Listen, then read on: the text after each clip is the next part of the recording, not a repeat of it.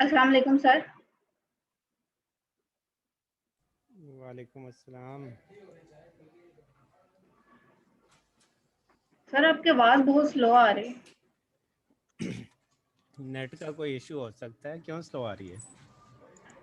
Sir मैंने आपको email भी की थी recording my mid marks sir. और मेरी सर लेक्चर क्रिएट ना करें, 1 मिनट मेरी लास्ट क्लास की अटेंडेंस भी रहती है। तो आप थे लास्ट क्लास में? सर थी, लेकिन मेरा नेट डिस्कनेक्ट हो गया था, इसी वजह से वो मैं मिड की भी कोई डिस्कशन नहीं बात कर नहीं, सकती। कुछ नहीं होता। आपकी कितनी सर एब्सेंट्स लगा हैं? दें प्लीज, लगा दें, आगे ही बहुत है। एक मिनट, ये देख लेते हैं आपकी अटेंडेंस पहले कितनी एब्सेंट्स हैं। कोई भी नहीं सर है लेकिन मैं एक। क्लास में तो थी ना, मैंने आपसे क्वेश्चन भी पूछा था, लेकिन मेरा इंटरनेट डिस्कनेक्ट हो गया था। क्वेश्चन पूछा स्टार्ट में आपने? भी सर स्टार्ट में भी हमारी बात हुई थी मिड से रिलेटेड, आपने मुझे मेरा पेपर भी दिखाया था। अच्छा, तो आप पेपर फिर देख के फिर चली गई होंगी क्लास छोड़ के, तो ऐसे तो नहीं अटेंडेंस लगती। सर नहीं, मैं चली गई थी, मेरा इंटरनेट डिस्कनेक्ट हो गया था। अच्छा सर चलें। बिल्कुल लास्ट में भी आई थी, आप रिकॉर्डिंग में चेक कर सकते। अच्छा, लास्ट में ओके। सर मिड का मैंने ये कहना था कि जो आपने मुझे कहा था ना कि आपके क्वेश्चन नंबर 3 में मार्क्स मैंने डिडक्ट किए हैं, सर वो तो मैंने क्वेश्चन पूरा किया था, वो आपने वैल्यूज दी हुई थी, उन पे हमने सिर्फ आंसर निकाला था, लेकिन आपने क्वेश्चन नंबर 1 में जो मेरे आए हैं वो कितने मार्क्स काटे हैं, और लास्ट क्वेश्चन में काइंडली ये ये बता। बताया तो था, ये अब हर क्लास में तो नहीं डिस्कस कर सकते, इतना टाइम सर तो नहीं है लेकिन ना। मेरा नेट डिस्कनेक्ट हो गया था ना, मैं सेटिस्फाई तो नहीं हुई थी ना। आप अब नहीं सेटिस्फाई तो अभी आप देख लें एक दफ़ा ही।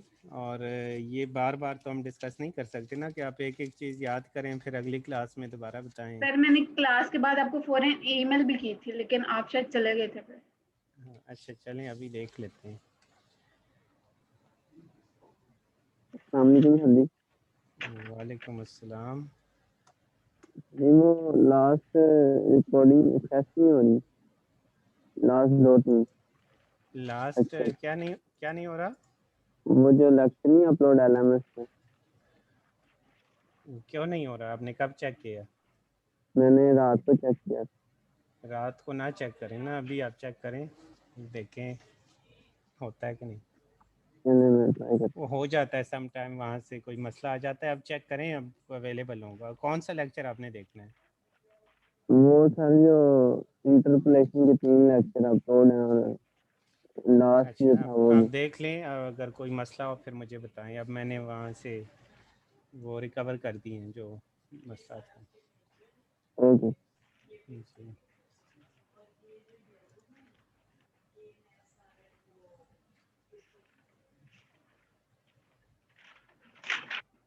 अच्छा सारा आपने पेपर देखना है, क्या कहना है आपने? सर मेरे मार्क्स कहाँ से डिडक्ट हुए हैं, कहाँ आपने मेरे टोटल कितने मार्क्स डिडक्ट किए हैं, और किस क्वेश्चन में से कितने मार्क्स डिडक्ट हुए, मुझे ये पूछना है। एक मिनट, आपको अगर बताया था लास्ट लेक्चर में तो फिर आपने नहीं नोट किया अपने पास? सर मैंने नोट किया, लेकिन मैंने अपने क्वेश्चन चेक किया, मेरे सामने भी मैंने पेपर जो मैंने हैंड रिटन किया वो भी मैंने रखा, लेकिन वो तो मेरा क्वेश्चन फुल है और आंसर भी ठीक आया। अच्छा एक मिनट देख लेते हैं, आपका पेपर इधर ही देख लेते हैं। ये आपका पेपर है।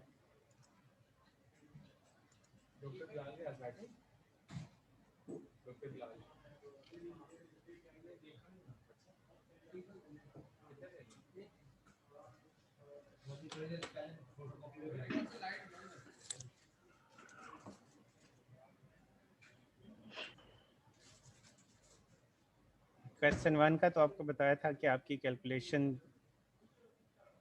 ठीक नहीं है। इसमें ठीक मेथड है आपका सर। ठीक है लेकिन कैलकुलेशन नहीं सही आपकी। सर इसमें से कितने मार्क्स डिडक्ट हुए हैं? 2 इसमें 3? से 3 मार्क्स डिडक्ट हुए। ओके। क्वेश्चन 2 फर्स्ट पार्ट में आपके पूरे मार्क्स हैं। क्वेश्चन 2 की अगर बात करें, ये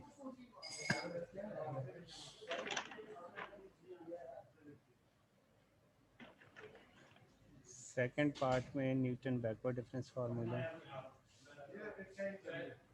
ये आपने किया है कैलकुलेट? आंसर भी है इसका? Yes sir, yes sir, yes बिल्कुल ठीक है। और ये आपने इधर से मेरे किस वजह से ये मार्क्स कटे हैं, मुझे ये समझ नहीं आया। बिल्कुल ठीक बिल्कुल भी नहीं है। ये किस पॉइंट पे वैल्यू फाइंड करनी है? ये सर करनी है 14.5 पे।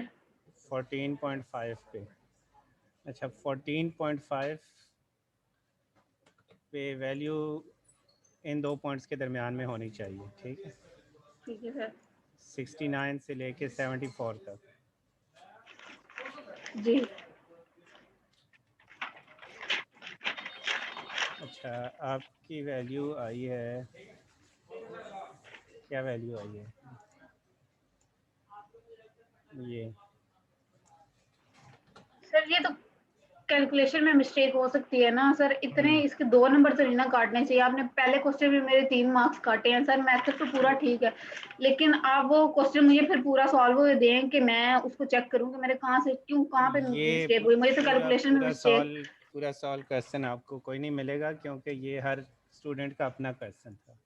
तो ऐसे सर तो मुझे ऐसे तो ना करें सर, बहुत से स्टूडेंट को बिल्कुल पूरे पूरे मार्क्स मिले हुए हैं, मैंने खुद देखा है।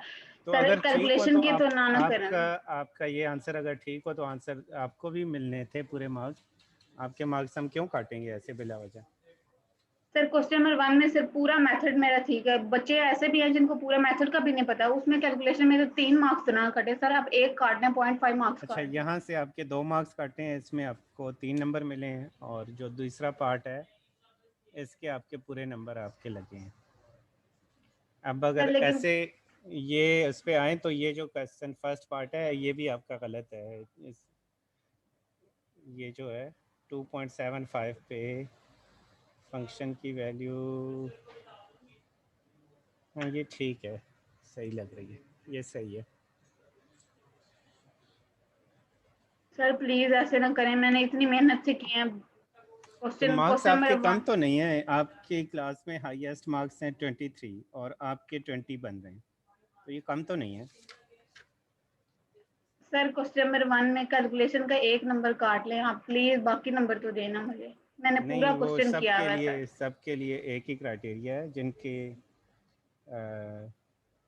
बिल्कुल एग्जैक्ट आंसर हैं, एक दो स्टूडेंट्स को पूरे नंबर मिले हैं, बाकी सबके इतने ही हैं। Okay sir. और अभी इससे तो कोई फ़र्क इससे नहीं पड़ने वाला, क्योंकि अब अभी सबके मार्क्स जो जिनके मार्क्स 20 प्लस में हैं तो उनके क्विज़ेज़ में कम है मार्क्स, आप लोगों के अभी एक जैसे ही हैं। सारा जो आपका ग्रेड्स वगैरह होने हैं वो फाइनल की बेस पे होने हैं। ठीक है सर, आपके थैंक यू। मार्क्स बिल्कुल अभी कोई ख़तरे वाली बात नहीं है कि आप अभी से आपको हो कि आपका ग्रेड ख़राब होगा। मार्क्स आपके ठीक हैं, फिर भी अगर फाइनल में कोई ऊंच नीच होती है तो मुझे बताएं, फिर मैं देख लेता हूँ उसको। Okay sir, thank you so much ठीक है, फॉर योर टाइम।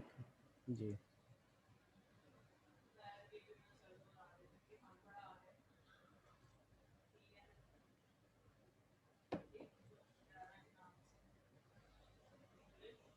आप इसी क्वेश्चन को एक दफ़ा दोबारा सॉल्व करें, इससे देख के नहीं, वैसे सॉल्व करें और वो भी फिर शेयर करें मेरे साथ कि उसका क्या आंसर आता है।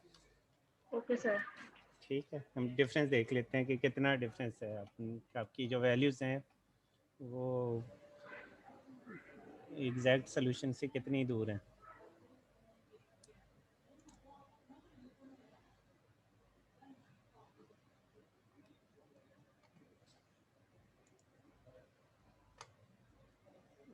अभी आधी क्लास भी नहीं है, स्ट्रेंथ बहुत कम है अभी तो आज।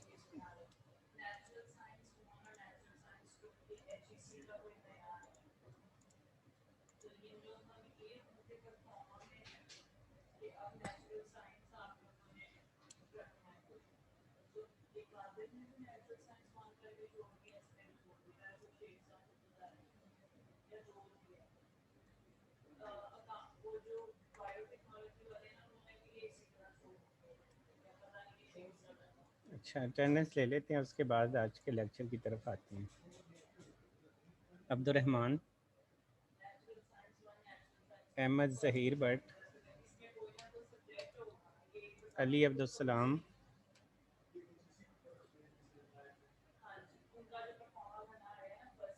Ammar Ubaid, Anam Abdul Ghani, present sir. Asad Aurangzeb, present sir. Ayesha Mukhtar,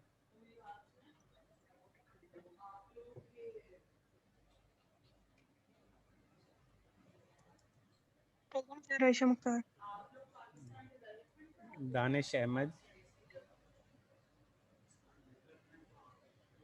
Daniyal Javed, Faizan Ali, Yes, sir. Farman Karim, Hafiz Suhail रियाज, Yes, sir. हामिद अली तुंग, Present, sir. Hamza Abdullah, Hamza Ali Zahid, Hamza Farooq, Present, sir. Haris मकसूद Mir,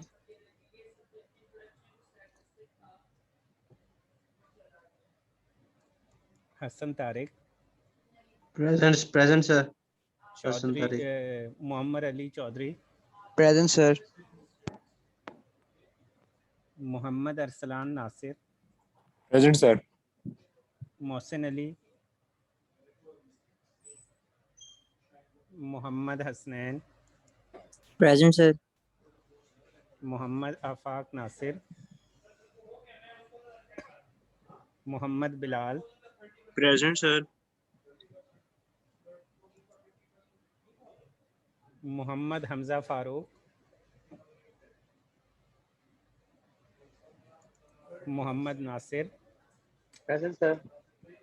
Mohammad Umair Naseer, Mohammad Usman Munir, Present, sir. Mohammad Zubair,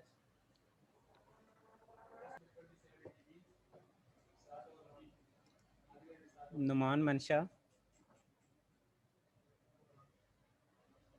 Sameer Ahmad, Present, sir. सनान बिन Ejaz,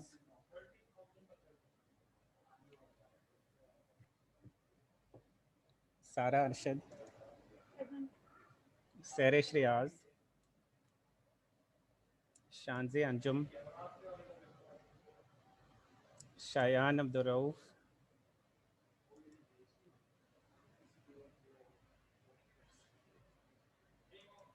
Syed नादे Ali, Yes, sir. Umair, Umair Malik,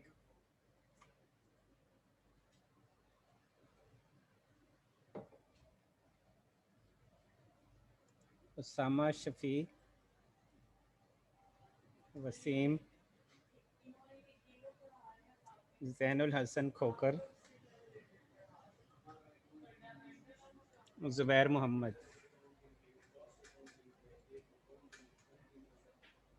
Sir, Danish Ahmed. Danish Ahmad.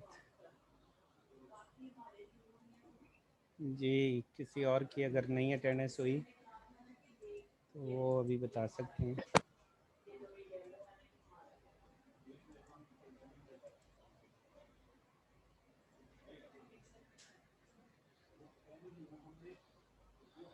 Ammar Ubaid,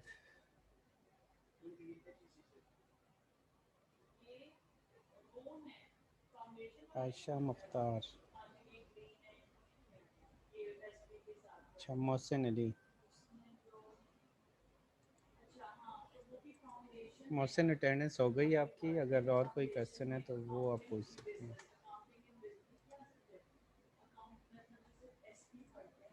सनान बिन एजाज,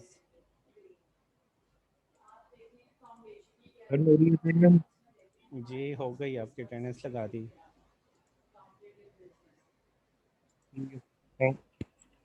वेलकम।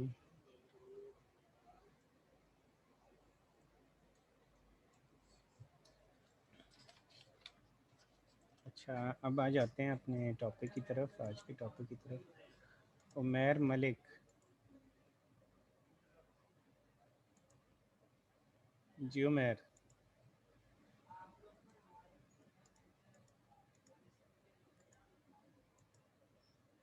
उमैर अटेंडेंस तो क्लोज हो गई है, आप एंड तक रहें क्लास में, एंड पे मुझे बताएं। लेक्चर के एंड पे मुझे बता दें, फिर देख लेते हैं। बाकी अब इसके बाद जो ज्वाइन करेगा उसकी अटेंडेंस नहीं लगनी, लेकिन उमैर आपकी अटेंडेंस लग जाएगी, हो जाएगी। अच्छा, लास्ट टाइम हमने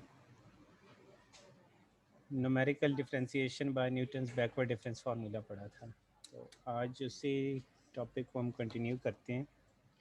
आपके पास अगर कोई ऐसा पॉइंट है जिस पे आपने डेरिवेटिव फाइंड करना है और वो पॉइंट कुछ इस तरह से हो कि वो डाटा के सेंटर में लाई करे, डाटा इक्वली स्पेस्ड हो। सबसे पहले तो ये देखना है कि ये डाटा जो गिवन है ये इक्वली स्पेस्ड डाटा हो, और जिस पॉइंट पे आपने डेरिवेटिव फाइंड करना है वो पॉइंट सेंटर में लाई करे, यानी वो पॉइंट ये हो सकता है, ये पॉइंट, या इसके आसपास का कोई पॉइंट। ठीक है, सेंटर के आसपास कोई भी पॉइंट हो। ये आपसे पूछा जा सकता है कि find y prime of 6 and y double prime of 6, या आपसे इसके आसपास कोई और पॉइंट भी पूछा जा सकता है। आपसे कहा जाए कि आप 5.8 का डेरिवेटिव फाइंड करें या फिर 6.2 का डेरिवेटिव फाइंड करें, तो ये सारे पॉइंट्स जो हैं ये इस डाटा के सेंटर में लाए करने। तो डिस्क्रीट डाटा का जब डेरिवेटिव फाइंड करना हो और डाटा इक्वली स्पेस्ड हो और जिस पॉइंट पे डेरिवेटिव चाहिए हो वो पॉइंट डाटा के सेंटर में लाई करे या सेंटर के करीब का कोई पॉइंट हो, तो उस सूरत में हम क्या करते हैं, हम स्टेरलिंग इंटरपोलेशन फार्मूला जो है उस स्टेरलिंग इंटरपोलेशन फार्मूला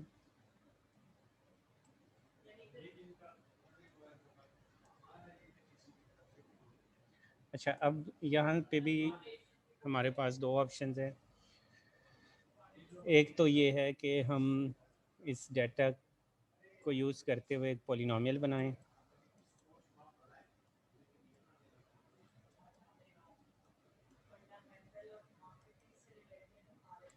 पॉलिनोमियल अब ज़ाहिर है इक्वली स्पेस डाटा है और जिस पॉइंट पे हमें डेरिवेटिव चाहिए वो पॉइंट सेंटर में लाई कर रहा है। तो पॉलिनोमियल जब हम बनाएंगे तो हम पॉलिनोमियल स्टेरलिंग इंटरपोलेशन फार्मूला को यूज़ करते हुए बनाएंगे।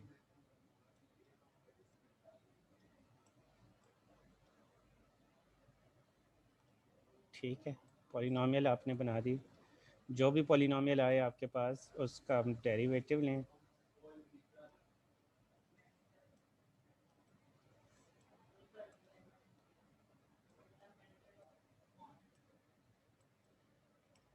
डेरिवेटिव लेने के बाद आप उस पॉलिनोमियल में x की जगह वो पॉइंट पुट कर दें जिस पॉइंट पे आपको डेरिवेटिव चाहिए। रिप्लेस x बाय, अगर आपने 6 पे करना है तो 6 से रिप्लेस कर दें x को, या 6.2 से या 5.8 से, जो भी पॉइंट है, और सिंप्लीफाई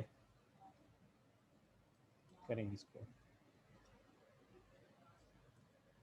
ठीक है, आपके पास उस पॉइंट पे डेरिवेटिव आ जाएगा। ये तो एक अप्रोच है। दूसरी अप्रोच ये हो सकती है कि आप जो स्टेरलिंग इंटरपोलेशन फार्मूला है इसके डेरिवेटिव का वर्जन यूज़ करें, डायरेक्ट फार्मूला यूज़ करें। उससे ये होगा कि आपको कोई पॉलिनोमियल नहीं फाइंड करनी पड़ेगी और फार्मूले से ही आप उस फार्मूले में वैल्यूज़ पुट करें और आपके पास डेरिवेटिव की वैल्यू आ जाएगी।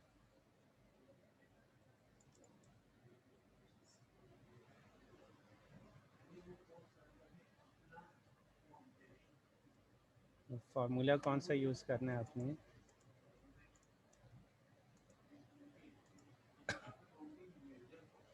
अगर आपने डायरेक्ट फार्मूला के थ्रू करना है तो फार्मूला आप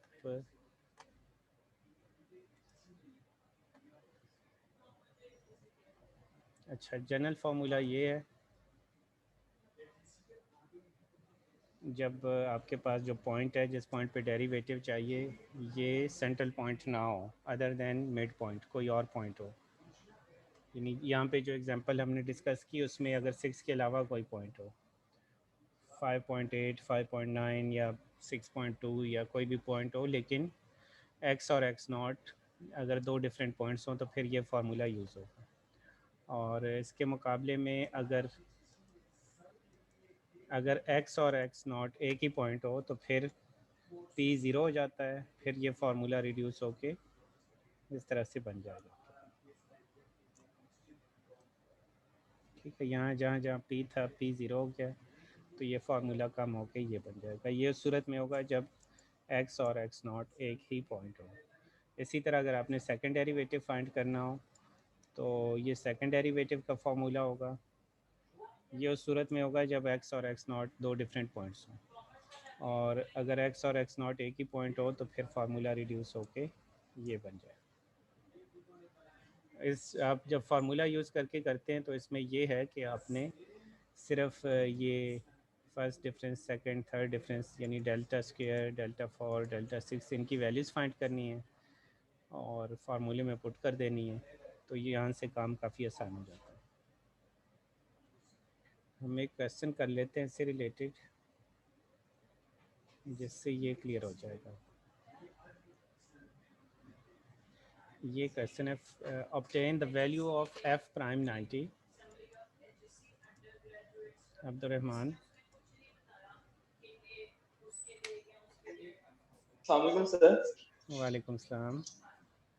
सर वो मेरा नेट इशू था, तो लास्ट टाइम भी मेरी अटेंडेंस नहीं हुई थी और आज की भी शायद मेरी मिस हो गई अगर आपने स्टार्ट में ली है। चलें, अब तो अटेंडेंस हो गई है, आप क्लास में रहें, एंड पे मुझे बता दें। चलो सही है, ठीक है, एंड पे लग जाएगा। Okay. Obtain the value of f prime 90 using Stirling interpolation formula. अच्छा, यहाँ पे क्वेश्चन में बता दिया है कि स्टेलिंग इंटरपोलेशन फार्मूला यूज़ करना है, लेकिन अगर ये ना भी बताया जाता तो भी यहाँ से हम देख सकते हैं कि इक्वली स्पेस डाटा है। ये आपने कैसे पता चला हमें, आप स्टेप साइज़ देख लें, 15 का डिफरेंस आ रहा है आपके पास इनके दरमियान भी, यहाँ पे भी और यहाँ पे भी। तो डाटा जो है इक्वली स्पेस डाटा है। ठीक है, इक्वली स्पेस डाटा है। और दूसरा पॉइंट अब चेक करें, 90 पे हमें डेरिवेटिव चाहिए। अब 90 कहाँ पे है, इस डाटा के सेंटर में लाई कर रहा है, तो इक्वली स्पेस डाटा है और जिस पॉइंट पे हमें डेरिवेटिव चाहिए वो इस डाटा के सेंटर में लाई कर रहा है। तो अगर ये इन्फॉर्मेशन ना भी गिवन होती कि इसको स्टेलिंग इंटरपोलेशन फार्मूला से करें, तो भी हमें पता है कि हमें यही फार्मूला यूज़ करना था। ठीक है, तो अगर ये सिर्फ यहाँ तक भी हो, question obtain the value of f का 90 और इक्वली स्पेस डाटा हो और जिस पॉइंट पे डेरिवेटिव चाहिए वो सेंटर में लाई करे या सेंटर के आसपास के लाई करे, यानी उसका डिस्टेंस आप कंपेयर करें अगर स्टार्टिंग पॉइंट से, तो सेंटर के ज़्यादा करीब हो तो उस सूरत में हम स्टेलिंग फार्मूला ही अप्लाई करते हैं।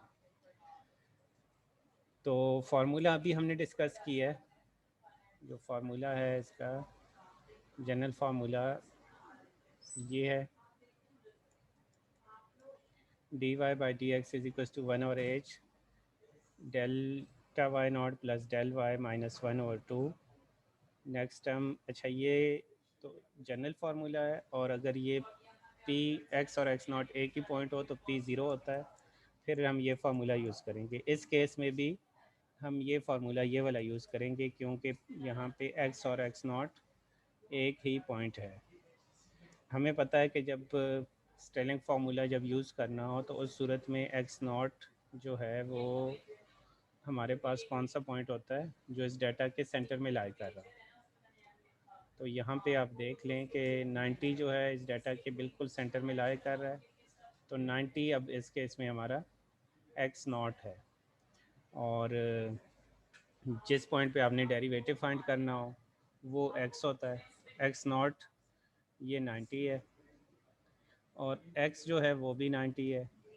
तो जब x और x0 एक ही पॉइंट हो तो p फिर क्या होता है, p 0 हो जाता है। तो फिर हम जो रिड्यूस्ड वर्जन है फार्मूला का वो यूज़ करते हैं, ये वाला, ये फार्मूला।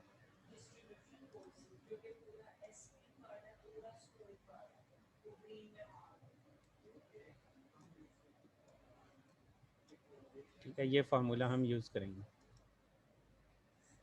तो यानी अब हमें एच भी पता है 15 है, हमें ये वैल्यूज़ फाइंड करनी है, del y not, del y minus one, del cube y minus one, del cube y minus two, del five y minus two और del five y minus three.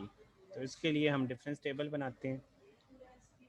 Difference table बिल्कुल उसी pattern पे बनता है जैसे आपने पहले बनाया स्टेलिंग इंटरपोलेशन फार्मूला के केस में, और उससे पहले फॉरवर्ड और बैकवर्ड फार्मूला के केस में। कैलकुलेशन बिल्कुल सेम उसी तरीके से होनी है, सिर्फ फ़र्क ये है कि यहाँ पे वैसे ये फर्स्ट पॉइंट जो है ये एक्स नॉट होता है, इस केस में जो मिडिल पॉइंट है ये हमारा एक्स नॉट होगा। एक्स नॉट के कोरिस्पॉन्डिंग जो वाई की वैल्यू है ये वाई नॉट होगी। ठीक है, तो एक्स और वाई की वैल्यूज़ हमें गिवन यहाँ से फर्स्ट डिफरेंस आप बिल्कुल उसी पैटर्न पे फाइंड करेंगे। 38.2 में से 28.2 को सब्ट्रैक्ट करें, ये वैल्यू आ जाएगी। अगली वैल्यू के लिए आप 43.2 में से 38.2 को सब्ट्रैक्ट करें, ये वैल्यू आपके पास आएगी। फिर बिल्कुल इसी तरह से 40.9 में से 43.2 को सब्ट्रैक्ट करें, ये वैल्यू आ जाएगी आपके पास। और सेम इसी पैटर्न पे आप सेकंड डिफरेंस की और थर्ड फोर्थ डिफरेंस की वैल्यूज़ भी फाइंड कर सकते हैं। अब इसमें मज़ीद क्या करना है आपने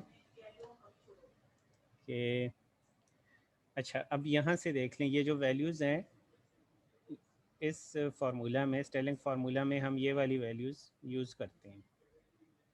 एक कॉलम की दो वैल्यूज़ पहले फर्स्ट डिफरेंस की, सेकंड डिफरेंस की एक वैल्यू दरमियान वाली, थर्ड डिफरेंस की फिर दो वैल्यूज़, और फोर्थ डिफरेंस की फिर एक वैल्यू। अगर फिफ्थ डिफरेंस हो तो उसकी दो वैल्यूज़ आप यूज़ करते हैं। ये पैटर्न चलता है इसमें। अच्छा, अब ये जो वैल्यूज़ हैं इनके नाम क्या हैं? तो ये जो वैल्यू है आपके पास फर्स्ट डिफरेंस की, ये डेल वाई माइनस वन, और ये नीचे वैल्यू डेल वाई नॉट। इसी तरह सेकंड डिफरेंस की जो है ये है del square y minus one, third difference की del cube y minus two और del cube y minus one, fourth difference की जो वैल्यू है ये del four y minus two है। तो फार्मूले में जहाँ पे इनकी वैल्यूज़ पुट कर दें और फिर इसको सिंप्लीफाई कर लेते हैं। ये फार्मूला है हमारे पास। फार्मूले में वैल्यूज़ पुट करके जब सिंप्लीफाई करते हैं सारी वैल्यूज़ को, तो 0.0672222 ये उस पॉइंट पे फंक्शन का डेरिवेटिव है। यानी ये है आपके पास d y by d x at 90। ठीक है, 90 पे ये फंक्शन का डेरिवेटिव है d y by d x. तो इसी क्वेश्चन को आप सिंपली उससे भी कर सकते हैं कि आप पहले पॉलिनॉमियल फाइंड करें बाय यूजिंग स्टेलिंग फार्मूला, उस पॉलिनॉमियल का डेरिवेटिव लें और फिर उस डेरिवेटिव में एक्स की जगह आप 90 पुट कर दें। ठीक है, यहाँ तक अगर कोई क्वेश्चन है तो आप पूछ सकते हैं।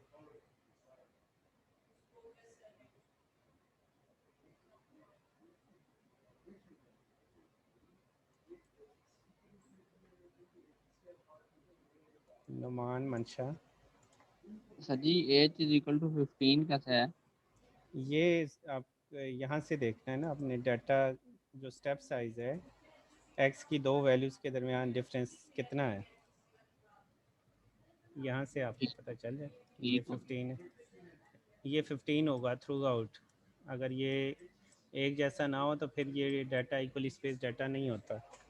एक्स की कोई भी दो वैल्यूज़ का डिस्टेंस जो है ये एच है।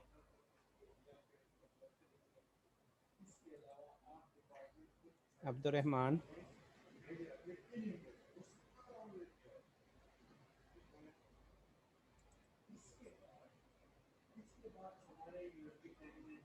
अच्छा, अब इसी से रिलेटेड एक छोटा सा टॉपिक और भी है, वो भी हम कर लेते हैं। मोहसिन अली। अस्सलाम वालेकुम सर। वालेकुम सलाम। सर पी की वैल्यू 0 होगी?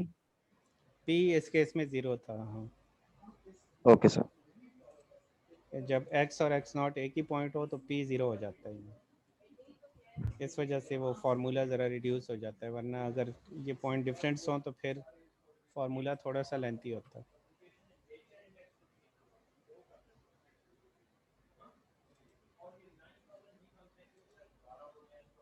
अच्छा, अब टाइम है हमारे पास, तो हम नेक्स्ट एक टॉपिक भी कर सकते हैं, छोटा सा टॉपिक, या इसी से रिलेटेड अगर कोई प्रैक्टिस क्वेश्चन करना है तो वो भी किया जा सकता है। तो आप बताएं, नेक्स्ट टॉपिक पे जाएं या इसी के लिए प्रैक्टिस करनी है?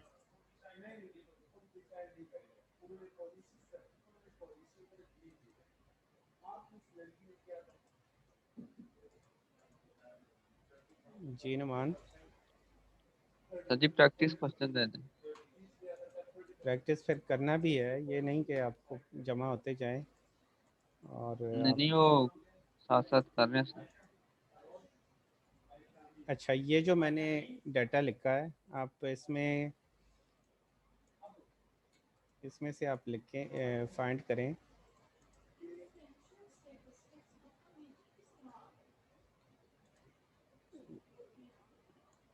ये तीनों कर लें। 6 का फर्स्ट एंड सेकंड डेरिवेटिव और साथ में एक डेरिवेटिव 6 के अलावा भी। Find y prime 6, y double prime 6 and y prime 6.2। ये 3 डेरिवेटिव फाइंड करने, एक ये और एक ये। तो ये एक ही दफ़ा आप टेबल बनाएं और फिर 3 दफ़ा ये कैलकुलेशन आपको करनी है। एक दफ़ा y प्राइम 6 के लिए, एक दफ़ा y डबल प्राइम 6 के लिए और y प्राइम 6.2 के लिए। इसके लेक्चर नोट्स मैंने लास्ट टाइम अपलोड किए हुए हैं न्यूमेरिकल डिफरेंशिएशन के, वहीं से आपको फार्मूला मिल जाएगा। आप फार्मूला वहाँ से देखें और इसको कैलकुलेट करें। अगर कोई प्रॉब्लम हो तो आप डिस्कस कर सकते हैं।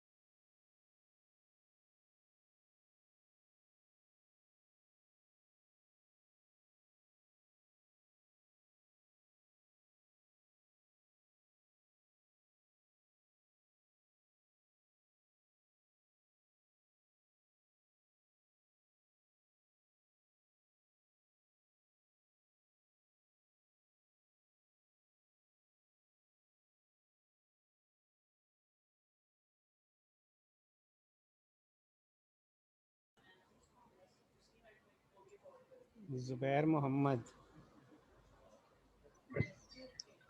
सर वो अटेंडेंस लगा दीजिएगा, मैं लेट ज्वाइन किया था आज। अटेंडेंस तो लेट वालों की नहीं लगा रहे हैं हम। लेट सर क्यों आ आज ही रहे वो हैं? इंटरनेट कनेक्शन की वजह से। कितना लेट ज्वाइन किया आपने? सर ये 12 मिनट पे किया था। 12 मिनट के बाद तो हमने अटेंडेंस शुरू की है। सर ये इतना ही चलें, किया। अच्छा चलें, आज लगा देते हैं आपके अटेंडेंस। एक और स्टूडेंट था, थैंक यू। उमैर नसीर, अब्दुर्रहमान। चलिए, आफाक नासिर।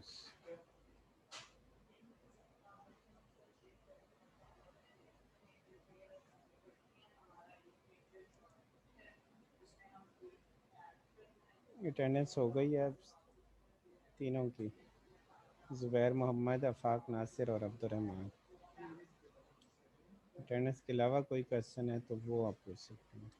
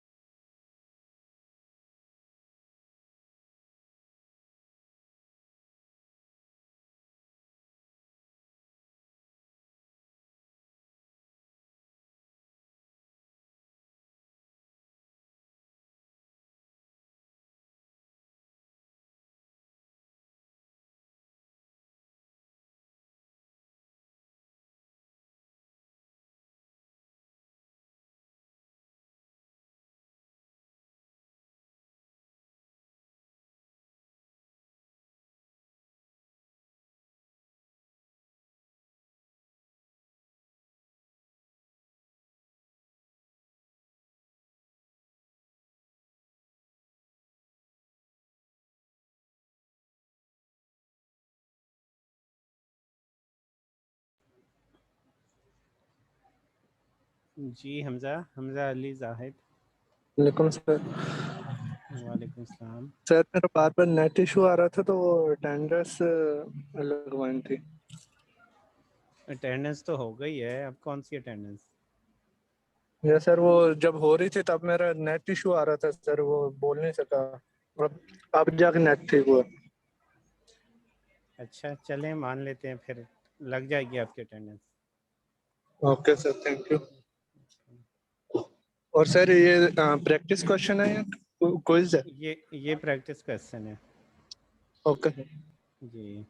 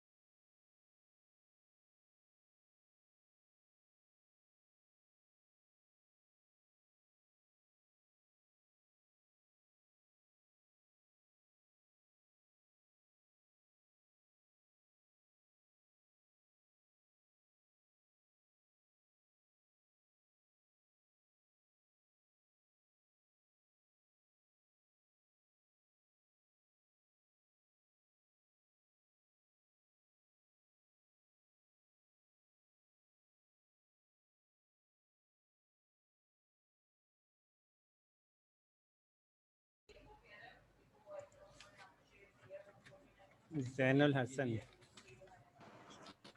अस्सलामुअलैकुम सर, सब मेरा भी सेम इशू है। अभी भी जो है ना सर्विस डाउन हुई है तो बार बार डिस्कनेक्ट हो रहा है, तो मेरा भी अटेंडेंस तो मैं लगा दूंगा, लेकिन आप ये कैसे कवर करेंगे अगर ये नेट का इशू चलता रहता है? सर पता नहीं आज ये हो रहा है, पहले तो नहीं होता।